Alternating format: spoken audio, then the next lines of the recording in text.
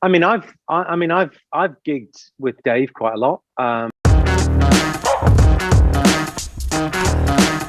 Jimmy Carr started stand-up 1 year before I was born. I was lucky enough to have a podcast with him where I had a long conversation about his thoughts on comedy and the world. I learned a lot of stuff in this podcast, a lot of stuff about Jimmy and a lot of stuff about Jimmy's outlook on the world, and I wanted to share with you all that information. Hi, my name's Ricky. I'm a stand-up comedian and I'm a guy who has a podcast, but I want you guys to learn about a comedian who I once got to interview, and I want you to hear all his thoughts in his own words. This conversation was crazy, and you can listen to the full podcast on Spotify at Oh Captain, My Captain. It's the Jimmy Carr episode called 2 a.m. Colonoscopy. But what I loved about this episode is Jimmy, straight from the jump, is one of the most charismatic people that I've ever spoken to.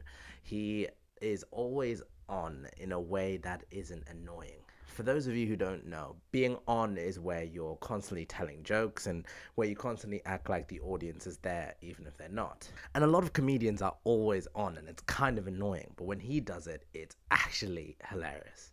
If you like this video or anything I do, then please give this video a like, subscribe to the channel, and watch till the end because it really helps this channel and makes me want to make more videos. Also, another reason you should stick to the end is Jimmy Carr's going to reveal his best comedians of all time and his biggest inspirations, so better stay. The thing I did, I suppose, the way that I gamed the system when I'd done 20 gigs, I left my job after doing 20 gigs. I was like, Did you? I just went, oh, I'm out. I'm doing this. So I went out every night is how I did it, because I didn't have, the good is the enemy of the best was my kind of thing. I didn't like my job. I worked for a big oil company. So it was easy for me to make the choice to go, I'm doing this full time. This isn't a hobby. This is my whole thing. So I went out every night and bothered people until they gave me stage time.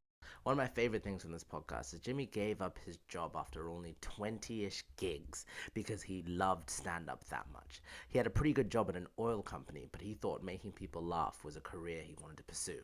It made me realize how if you really want to commit to something, you really have to kind of go for it, and there's no in-betweens. If you want something, you have to do it. Otherwise, you're not committing at all. And the coolest thing about this conversation is the fact that Jimmy is one of the biggest comedians in the world. It means he knows some of my favorite comedians. Like, here's him talking about Dave Chappelle. I've gigged with Dave quite a lot over the years. We hang out a little bit. He's remarkable. He's very, very good at the stand-up comedy. I mean, it's interesting. His voice pattern is Bugs Bunny. Everyone is, every comic is a singer-songwriter. And some people don't have enough songs and they have a couple of hits and they stay on that circuit. And some people are constantly coming up with new shit, and then you have, I suppose, to draw the analogy out, someone like Dave Chappelle's like a jazz musician. They could just take a theme and run with it. It's great. I've actually been rewatching Chappelle's show on Netflix. I hadn't seen it in a couple of years and rewatched it. And I mean, the sketches, the quality of writing is just phenomenal. It's so cool from this conversation to see how in comedy people can love it so much. Like, you see people on TV performing and doing stand-up and you kind of think, really, how much do they really care about what they're doing? Maybe it's just like a job to them. But when listening to Jimmy speak, he loves jokes and he loves words and he loves entertaining people. Like, here's him talking about like a 3,000-year-old joke or whatever. It's weird how they survive. Jokes survive like for years. There's a joke from The Lover of Laughter, which was written about 2000 BC. And it's a guy walks into a barber's and the barber says, how would you like your haircut? And the guy says, in silence. I mean, that's still fucking works. There's an even older joke that I think still works, which is there's like an Egyptian guy and he goes up to a twin and he says, was it you or your twin who died? It's still it's like it's joke shaped. It's like if it was in someone's set, you wouldn't go, well, that seems 6,000 years old. Unbelievable. I think the most interesting part of this podcast and my personal favorite is when Jimmy starts talking about charisma versus charm. Now, I'm just going to let Jimmy speak about this because I think he puts it in the best words possible. Go for it. I've just kind of written about this. I think you've got to decide, are you charm or charisma? Those are the two big distinctions in life, charm and charisma, right? So charisma is you come to me, and charm is I go to you. I am charm. You're charm personified. Of course you are. I can't wait for them to come to me. I'm nothing but I've got no charm, zero charm. I've got very little warmth on stage. I'm all charisma. Not that thing, like, because they're both. It's not one's better than the other, but knowing what kind of an animal you are is so the key to getting this. And I think it's going to be charm. Here's what I love about this. I think in common language, we get the terms charm and charisma quite confused. We think that they're the same thing because they basically translate to people liking you. Both of them do. But if you really kind of think about it, anyone who you think is successful, anyone who you think has attained anything, is probably someone who fits into one of those two categories, and someone who knows they fit into those two categories. So if you think Steve Jobs, charisma. Bill Gates, maybe charm. Oprah Winfrey, charm. Will Smith, charisma, although he's probably not as successful anymore. Chris Rock, charisma. Dave Chappelle, charisma. Russell Howard, charm. All these people kind of know which one they fit into and they commit to it. And I think that's what it really takes to be successful in stand-up and in life in general. And this conversation was eye-opening because I never even knew of that as a concept. And I wanted to really share this with you guys because I thought this is something that can actually help people a lot. Because if you actually know which one you are, you know the skills that you should double down on. Like some people who come across as charismatic try to be too charming. And some people who come across as too charming try to be too charismatic. And I don't know what creates either of the two of them, but what I do know is if you figure out which one you are, it really is an incredible tool. Now, for those of you who don't know, I am also a doctor. That's my day job. I look after patients, medicine. It's all a fun thing. And as well as doing stand-up, it can get quite a lot. So part of this podcast, the purpose of it was to get me exposed to like professional comedians and get their opinions on a bunch of stuff and to help me with my career. And this was Jimmy Carr's advice on what I should do about medicine versus stand-up. So I mean, maybe there's something you could do that would work out where you do it all.